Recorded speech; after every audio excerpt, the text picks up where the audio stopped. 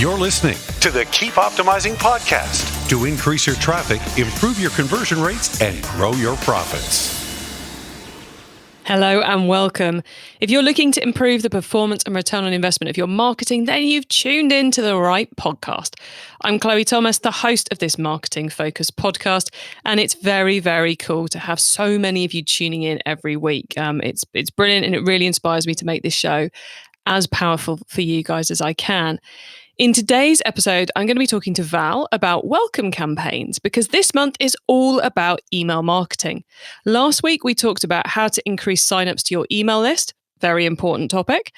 So this week, what we're going to do is we're going to build directly onto that, and we're going to take you through how to keep those people on your list, reduce your churn, and turn them into buyers. Because quite frankly, what is the point of putting someone on your email list if they don't very soon go on to actually give you some cash and buy some great products? Val's going to be sharing her process for building the perfect welcome campaign. It's brilliant. It's so simple. Those of you who've been thinking, I need a welcome campaign for months, years, etc., this is going to sort it for you. Honestly, this is really, really powerful stuff. You're going to love it. And I'm really excited to have Val on the podcast because she's been on my hit list ever since I started kind of planning this podcast, which was, a good couple of years ago now. So it's very, very cool to finally have got her on here to help all of you guys with your email marketing. We are about to meet her in a second or two, but before we do, please check out the sponsors. This podcast is brought to you by Klaviyo, the ultimate e-commerce marketing platform for brands of all kinds and sizes. Whether you're an entrepreneur just starting out or you're part of a marketing team at a multinational brand, Klaviyo will give you everything you need to create memorable marketing moments, building customer relationships that keep shoppers coming back time and time again. Get started with a free account today. Visit klaviyo.com/masterplan. That's klaviyo.com/masterplan. Okay, today I'm chatting with email marketing expert Val Geisler. Val is the founder and chief email optimizer at Fix My Churn and an email obsessive. Val's been obsessed with helping e-commerce businesses improve their email marketing performance for well over a decade. Hello, Val. Hiya. Great to have you here. How did you get into email marketing? Well, email marketing found me. And it's kind of a joke in the email community. A lot of us say, nobody majored in email marketing. That's like not, it's very few people's like goal job. But then you get assigned email when you work in some other marketing area, or you're a developer and you're asked to build an email, and then you kind of fall in love with it. It keeps showing up in front of you. And that's exactly what happened to me. I was the first marketing hire at an ESP. So I was learning like email service provider software. Was learning email like by working at a service provider software company. And then I was the only marketing person on the team. And so I was also running our own email program. What does it look like when somebody joins our email list or takes a free trial, or, those kinds of things. So I was really learning email inside and out, not intending to like do anything with it, but just because it, it was there. And I just really loved it. I loved seeing what other brands were doing. Because I worked at the ESP, I got to see what all of our clients were doing, all of our customers. And so I got to see all the ways that they were winning and things that weren't working well. And then what I loved the most about email from a marketing perspective is it's the most direct channel to your customers or your potential customers. We could spend money on ads, and we could host events, and we could do all these things that was a bit more of a risk. You're relying on an algorithm, you're relying on people paying for something. Email is free. It's, I've always considered my own inbox to be kind of like my digital living room. Like it's a place that I only let certain people in. I don't just sign up for every single email list I come across. Well, that's not true anymore, but before I worked in email as a consumer. So, I think like I kind of slowly fell in love with email as I realized there's this huge potential of direct, basically one-to-one communication with your customers and potential customers. And you really have kind of full control over how that communication happens and how often it's seen. And other than, deliverability, which is like it's like predicting the weather, you can know certain things for sure, but then other things are, changes with the wind. But there is this kind of comfort in knowing that you have a lot of control and that you can test all the time. One thing I love about email is that it's never really done. You can't just set a campaign and walk away from it. Most of the people that I work with come to me and say, we wrote a welcome series, 2 years ago when we started the brand and haven't touched it since. And I'm like, cool, let's go look at how that's performing. Like, do you know what your open rates are like? Do you know what your click-through rates? Do you know how much money you're making off of those emails? Nope, they don't. So we go and look at the data and then can iterate and grow. And that's one of the things I love the most is that you can just constantly test and improve. And it'll only go, like, there's nowhere to go but up in email. Oh, so true. And I think that's hopefully we're going to help some people make their way up today, because I would say, yes, the people you just mentioned hadn't looked at their welcome campaign in 2 years, but at least they built one. Yeah. And I find that a lot of businesses fail to create an email welcome campaign because they don't know what to put in it. And that's what we're going to help them with today. And those of you who haven't looked at it in 2 years, this is going to help you too. So don't leave either. Keep listening, because this is such good stuff Val is going to be taking us through, because you've got an amazing system to build the welcome email right. So what is it? How do we start? Take us through it. Well, let's start with defining welcome email, because it kind of means different things to different people. And what we're talking about here is that moment somebody joins your email list, but is not yet a customer. So when I worked in SaaS, that was like they started a free trial, but are not paid for anything yet. In e-commerce, that looks like they signed up for your 10% off coupon code or whatever you're offering in your opt-in pop-up, but they haven't made their purchase yet. So this is a huge area of opportunity in e-commerce. SaaS does it really well, and I think that one of the things that I noticed when I made the shift, one of the reasons I made the shift from SaaS to e-commerce was because there is so much that e-commerce can learn from SaaS. And I encourage every e-commerce shop owner, operator, you use SaaS to run your business. So you're getting SaaS emails. You signed up for a free trial of Klaviyo or Shopify or what, you had that first month.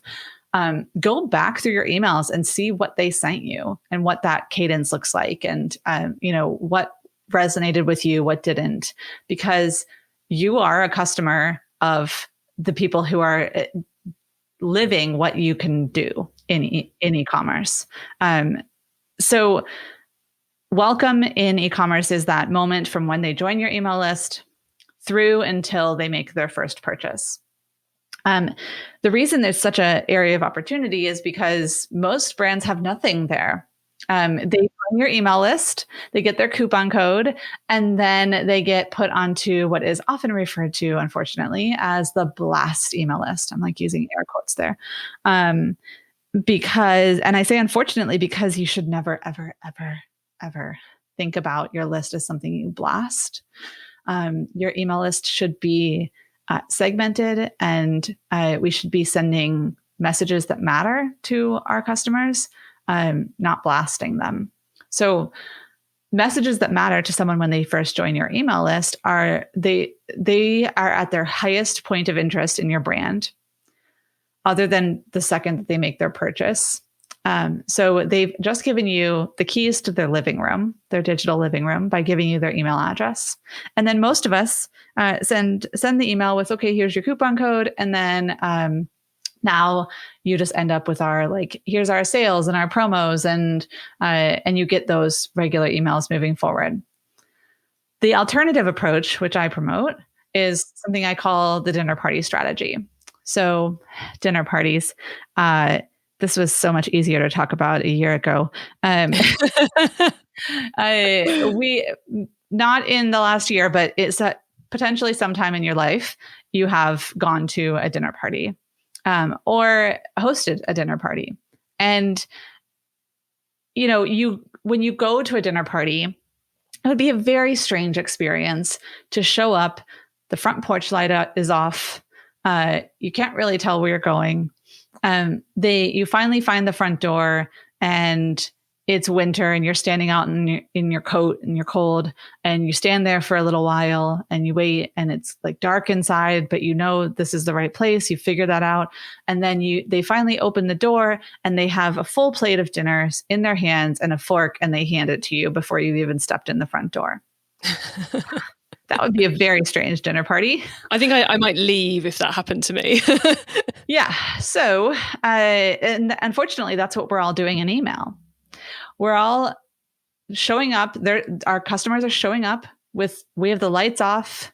They figure out how to get to where they need to go, and then we open the front door and we say, "Here's our product. Buy from us. Enjoy it." And they're going to want to leave. So if you think about a kind of a proper dinner party, there's a bit of a framework to hosting a dinner party, and you can apply this to emails as well. And I'll go over kind of the overview, and then we can dig in a bit. But the idea is there's a warm welcome. So the front porch light is on, and when the door is opened, there's somebody greeting you, offering to take your coat, and here's a glass of wine, and let me show you around. This is where everyone is in the kitchen. Here's the bathroom. Have a seat. That is a warm welcome at a dinner party, and that's what we can do in email too. I'll tell you how in just a bit. The second thing that happens is there's usually appetizers. Like I said, you had that drink offered. There might be something on a tray sitting on a coffee table. Maybe there's little snacks in the kitchen where everyone's gathered. But there's some kind of appetizer that's not yet the main meal. Then everybody kind of migrates to the table and the meal is served. But it's not just a giant plate of steaks and nothing else. There are potatoes and green beans and all kinds of different side dishes. So you have the main entree and side dishes are served, and you have your meal. It's a full meal, and everybody has a great time. There's dessert afterwards at the best dinner parties, in my opinion. So something really sweet and something that's like a nice bonus on this wonderful meal you've just had. And then hopefully everyone had a great time, and there's an invite to come back. So this host wants to keep hosting monthly dinner parties and have everybody back because they had a great time. So you can do all of those things with email. That's a very different dinner party than showing up with a plate of food shoved into your face. Very different. So we've got the 6 parts. We've got the welcome, the appetizers, the main course, the side dishes, the dessert, and then the invite back. Before we get into all of those, one quick extra question for you, Val, which is, I often say to people when I'm talking about welcome emails that one of the great things about them is you don't have to create all 6 before you put them live. Having just one of them, just put them live as you build them and build them in order. Would you agree? I think so. In some cases, if you have emails that tie together to each other and you need both, then set them live together. But the idea here is it's 6 emails. I'm not asking you to build a 26 email sequence. This is 6 emails. They're simple too. They're much simpler than most people think. And they're pretty quick to put together. So I've had people, I've talked about the dinner party strategy in depth at various conferences and events. Remember those? And and I've had people, Actually, at a conference, I spoke on the first day. And then the next morning, somebody came up to me and he said that the night before that, he, in his hotel room, implemented the emails that Wow. I had walked him through. I had a little PDF download, which I can share with you guys too. Oh, yes, we will definitely let you guys know where you can grab that. He grabbed the PDF and just did it that night. So it's Wow. not something that because my thing with email is get something live, something. It doesn't have to be perfect. Mm-hmm. You have to get something out there so that you can start collecting data and know what's working and what's not working. You can always improve your design, improve your layout, improve your copy. All those optimization elements can come into play once it's live. There's no point in sitting and continually optimizing something that you have no data on how it's performing, because you might be trying to make something better that just isn't working. Yeah, because there's kind of like those two procrastinations that stop people from getting these welcome campaigns done. One is wanting it to be perfect, which is kind of one of the reasons I say to them, look, just get one out. We don't need the 20-part series. But as you know, what's even more important is to have an idea of what to say. And I think that's what this dinner party strategy is so great at. It breaks it down into 6 emails with 6 roles. And as you're about to take us through, almost templates for what should be in them. Hence, as you say, that guy at the conference, kudos to him for doing it overnight. That is properly cool. So let's help everyone get rid of the procrastination of what do I put in my welcome campaign? And let's start off with number 1, the welcome. Yeah. So your welcome emails are just that. It's literally just a welcome. It is not asking them to buy anything. It's not. So you've delivered that coupon code, and maybe in your welcome email, you might remind them of that. Here's that coupon code, but that is not the focus of this email. So they've had the email that says, we've got your email address. Here's your coupon code. This is the one after that. Yeah, this is after that. It's typically maybe later that same day or the very next day. And I love to make this a welcome from the founder of the company. So the other thing about dinner parties is that they are not hosted by robots or by brands. They are hosted by human beings. And so you have to put a human being behind your brand. So I encourage this welcome email to be from the founder. So from email address on, in the inbox, it says Jamie at whatever the brand is, and then the whole email is from Jamie in Jamie's voice, telling the story of why the brand started. Maybe you tell a little bit of the story of if your brand is doing some kind of giving back program, you can talk about that there. But just a very brief hello, welcome, a way for them to connect. And so the other thing about the welcome is, yes, you are talking about the history of the brand and it's from a person, but it is not at all about you. Mm-hmm. It is 100% about them, why they came to the brand. So if it's a skincare brand and the founder was, making their own skincare products in their kitchen, it's not about that. It's about the reason it became a brand is because that founder heard from other people who were experiencing the same issues that they were. So the personalization is secondary to what matters to the customer, but it's still just a friendly welcome. Some of the best ones I've seen have a little video from the founder, and they're very, you don't have to highly produce a video. The best ones are like kind of FaceTime-esque videos of just somebody sitting, and maybe you even record it on your phone just to make it as real as possible. But just something very human and connecting. That's it. That's all that goes in that email. Like I said, maybe a PS about, by the way, I know we sent you a coupon code. Here's a reminder just in case. Very much secondary. Yes. There's no real call to action in this email. It's just, here's more information about us. Yes. I wouldn't put buttons in this email. I wouldn't put, you can put links like in your, your brand logo, something like that. You can link to your site, but I wouldn't put a bunch of call to actions in this email. It's simply building relationship. The second email, the appetizers. Now this is where you can start to kind of talk about the brand a bbit more. This is where you lean into that social giving back program that you have. This is where you talk about the practices in your factories if you're really proud of that. This is where you start to tell another customer's story, someone who has had success with your brand. That's the second email. And that usually comes a day or two after that welcome email. Third email. So this is actually the fourth email they're getting from you because they had that coupon code email. So, but the third email in the dinner party strategy is that entree. So this is the product email. So your third email from that you send to them 3 or 4 days after they've signed up for your email list is when you talk about your product. This is where you get to let the product shine. This is where you get to be really personal with them about what matters to them. Maybe there was when they signed up on a particular landing page and you know what that was. Or they signed up in, on their sign up, they checked a box that said what they were most interested in. There could be different ways that you might have segmented your list, and you can create content based on that.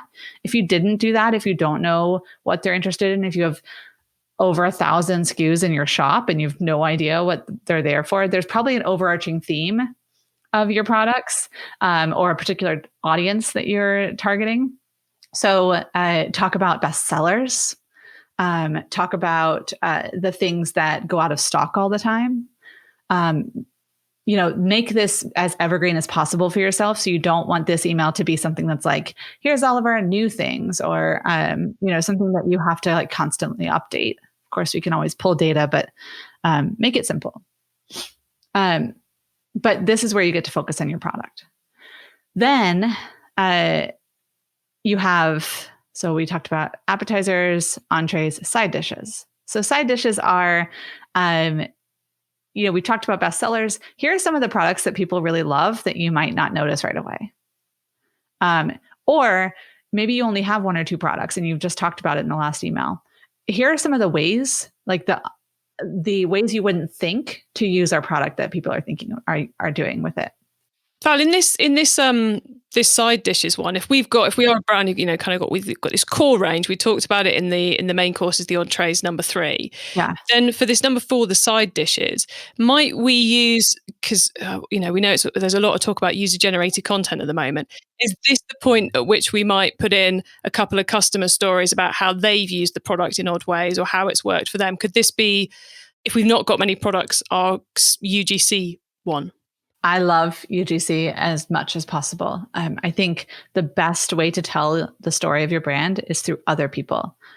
I don't want to hear from a brand about how wonderful their product is. Of course, they think that. I want to hear from other people who are using it, who had the same problems that I had, who are using the same words to describe it as I would use. So both appetizers and side dishes are a great place for UGC. But yeah, tell what I like about this kind of, once you've introduced the product, then you can kind of start to talk about,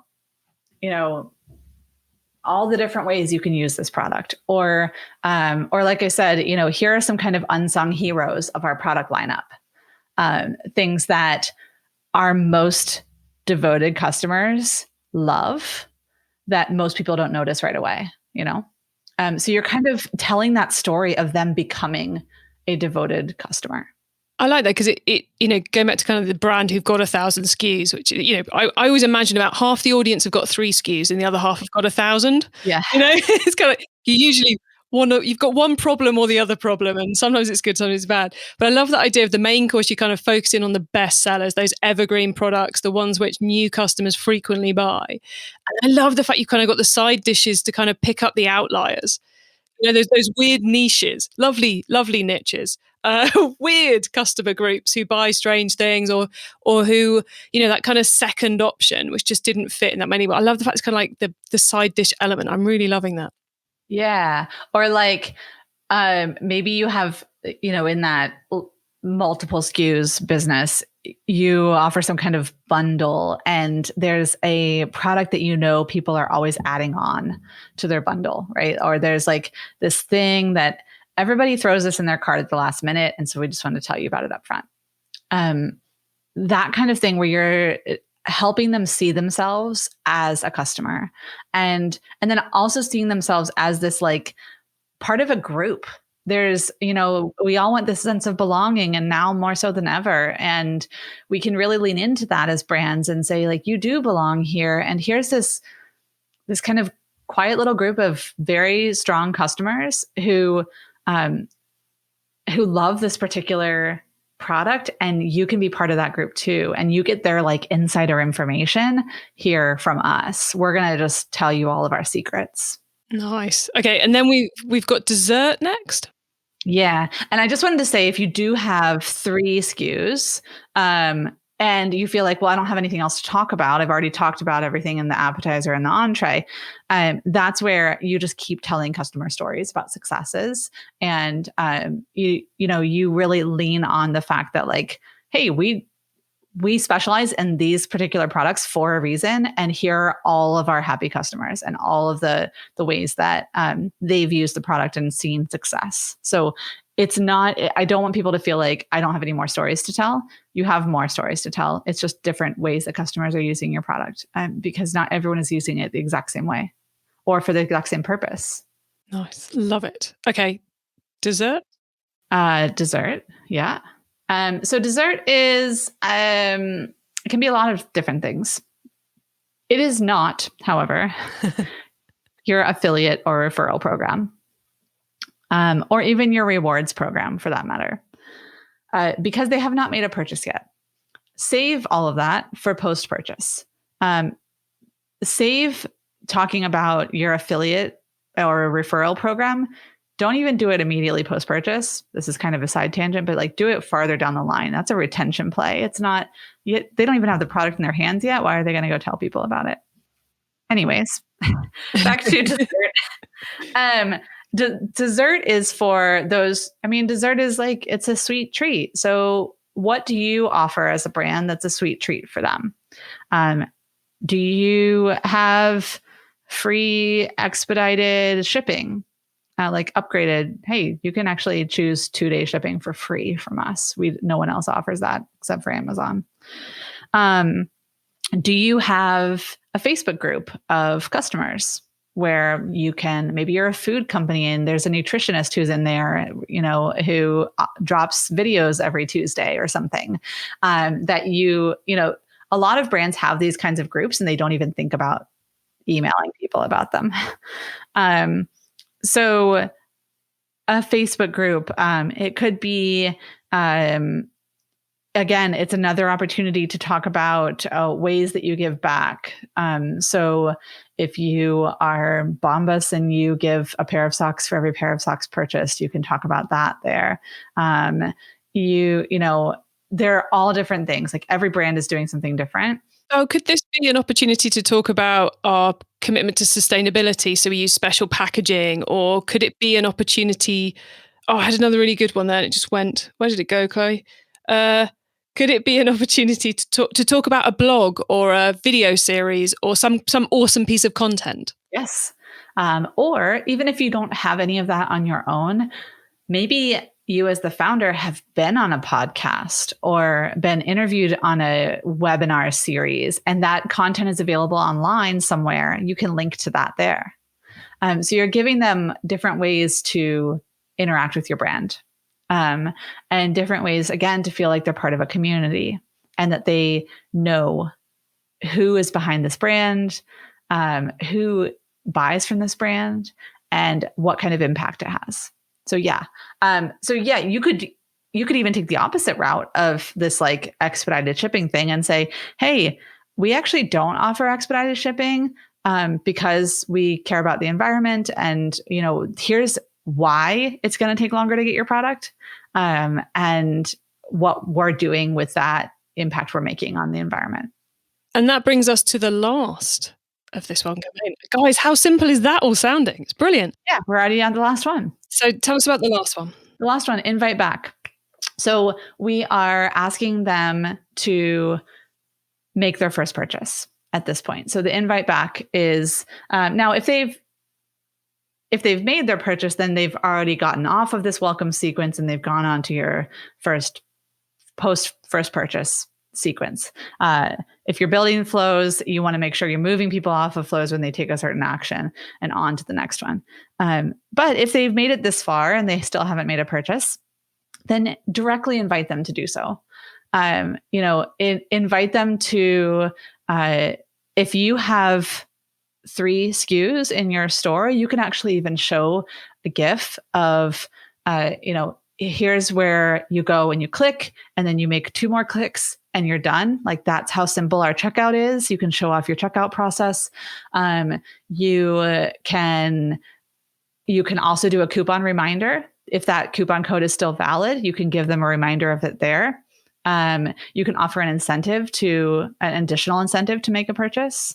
Maybe it's, and of course this is, it's automated. So, you would want to make sure you tag them properly, but maybe anyone who gets that email, they have a bonus gift added to their cart. Something like that, something that's a direct invite to make a purchase. I don't think you need to discount or add gifts every single time, but sometimes you just need to straight up ask, like, hey, this is our opportunity, especially if they've clicked through from other emails and they're definitely showing interest. They've opened every single email in the welcome sequence. They are showing interest in your brand. And sometimes they just need someone to invite them to take action. The alternative here is to invite them to talk to you. So if you don't feel comfortable asking people to spend money, which I think you've got other work that I can't help you with to do. If you run a brand and you have to ask people to spend money. But you could invite them to talk to you. You can invite them to reply to that email and ask questions. Now, everybody says, oh, we don't want any more inbound emails. And I think that is the absolute wrong approach to your marketing plan. If you are pushing back on getting more inbound emails, then we need to address something else in your business, because you should welcome inbound, especially when it's questions from potential customers. So that's the other invite that you can offer, is invite them to get in touch with you. Make it as simple as possible. Don't ask them to fill out a form. Don't ask them to, you're sending, first of all, don't ever send from a no reply email address, but maybe you're asking them to email this particular email address. No, make it a reply to that email. Don't ask them to log onto your site and talk to a chat bot. Do all the things. Just make it as simple as possible. Invite them to hop into the Facebook group again and talk to us there. Maybe your founder or someone on your team has open office hours every Thursday at 2 p.m. Eastern. Offer that. Some way for them to get in touch with you. So either ask them to make a purchase or ask them to talk to you. And that's the invite back. That's the last email of the welcome sequence. Then they're either on that first post-purchase sequence, or they are then added to the main email list, which then gets promos and all those regular emails. But you've at least built relationship here, where now when you show up in their inbox, they're not like, who is this? Or like, oh, this is that brand that only ever sends me promos and coupon codes, and this is that discount brand. And we all know that those discount brands in our inboxes, I'm never excited to open those emails because I know what's going to be inside. But now when I've had a relationship built with a company and each email has been a little bit different, I don't know what might be in the next email. So I'm going to open it. And which then tells my inbox to keep sending emails, and it does all kinds of good things for your deliverability and showing up in the inbox. So welcome sequences are really important for a number of reasons, but mainly to build relationship, because we're all inundated with choices every single day. And I have not, in my 10 plus years of running a business, met anyone who doesn't have someone else in their space. There's another person selling the same kind of thing that you sell. Of course, it's not as wonderful and perfect as your thing. But there is another person listening to this podcast who sells the same thing that you do to the same target market that you do. So if they go and implement this and you don't, then it's likely that customer will choose them over you because they feel a close relationship with that brand. Nice. Val, that was a brilliantly made pitch for doing the welcome campaign, and an awesome system as well. So anyone who's listened to this who puts it in place, and we'll give you the link shortly for where you can download a guide to it, we want to hear from you. So do get back to us and let us know. Okay, we're going to pause now for a reminder of our sponsors, and then we're going to talk about the wider world of email marketing. Success in 2021 means building stronger relationships with your customers. Last year saw a lot of consumers switching to buy online, leading to surges in new customer acquisition. So how are you planning on turning your new first-time buyers into profitable repeat customers? Well, that's what Klaviyo is for. Klaviyo helps businesses create memorable marketing moments through email, SMS, and personalised website experiences. And that is what creates repeat purchases. That's why Klaviyo, the ultimate e-commerce marketing platform, is used by over 50,000 e-commerce brands around the world. Get started with your free account today. Visit klaviyo.com/masterplan. That's klaviyo.com/masterplan.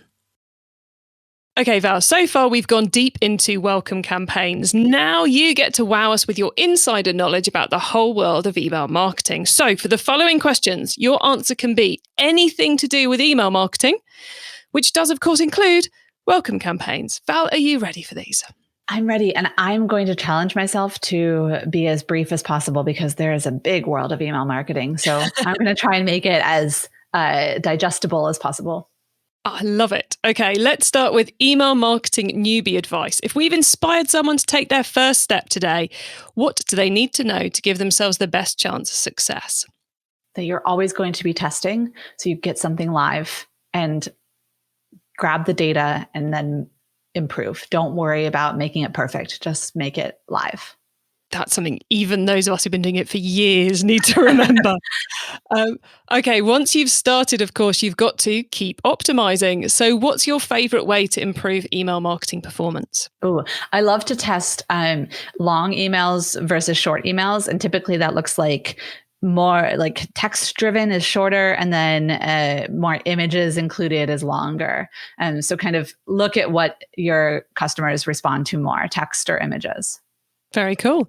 If someone listening wants to learn more about email marketing, is there one cheap or free resource you'd recommend?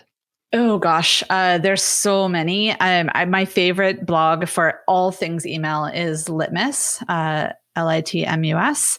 They have a great blog full of wonderful content, and they put out reports all the time, and all of it's free. The cost is your email address. Which almost feels free. Yes.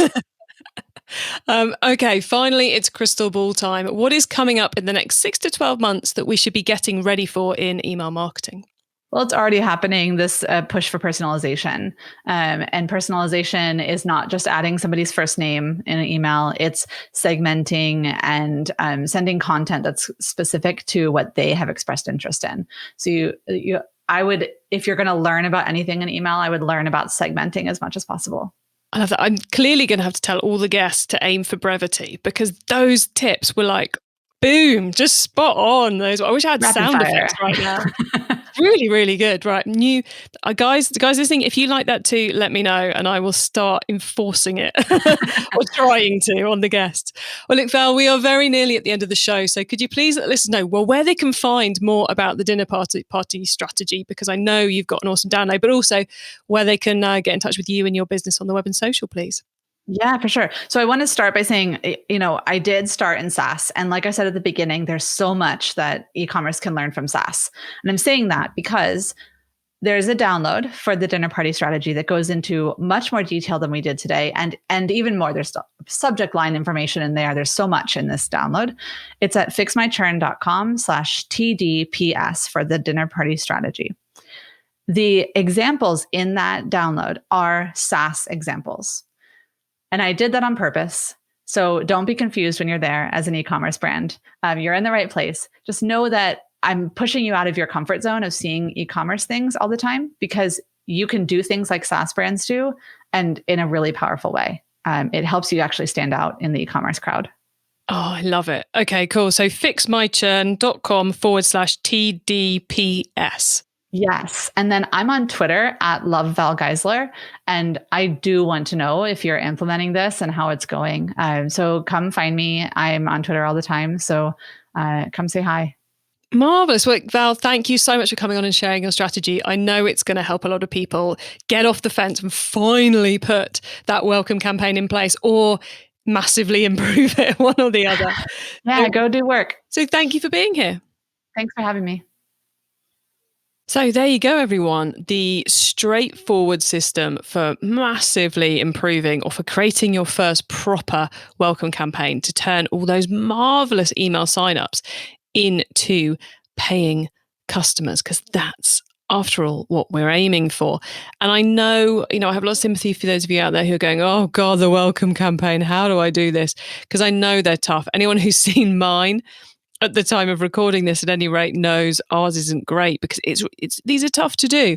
I'm hoping that by the time this episode goes out, I'll have actually sorted it out, because there's no excuse not to, quite frankly. Well, look, you can get the links to everything we discussed, the full transcript of the episode, important notes and more at keepoptimizing.com. And as part of my mission to help you improve your email marketing, I've invited our specialists to join us for a Q&A webinar at the end of the month. It's going to be your chance to get your email marketing questions answered. So, to be part of that, get yourself registered at keepoptimizing.com. There you'll find a link to our webinar, and there you can sign up for free and then come and join us, having a laugh, a giggle, most probably, quite a debate about what's going on in email, and of course, answering your questions. Thank you so much for tuning in to this episode of the Keep Optimizing podcast. I know that email marketing is a really popular topic, so do make sure you also check out our first series of email marketing focused episodes. We did those last year, the episodes 1, 2, 3, 4, and 5, which makes them super easy to find. And if you really liked today's episode about welcome campaigns, I think you'll really like episode 5, where I'm chatting with Kurt Elster about all kinds of different automation flows, so getting the tech to do the work for you. And of course, please do tell your fellow marketers about the show, because I want to help as many of them and as many of you as possible to improve the performance of your marketing. Have a great week, and make sure you listen to the next episode so I can help you to keep optimizing your marketing. Access everything Keep Optimizing at keepoptimizing.com. That's with an S, not a Z.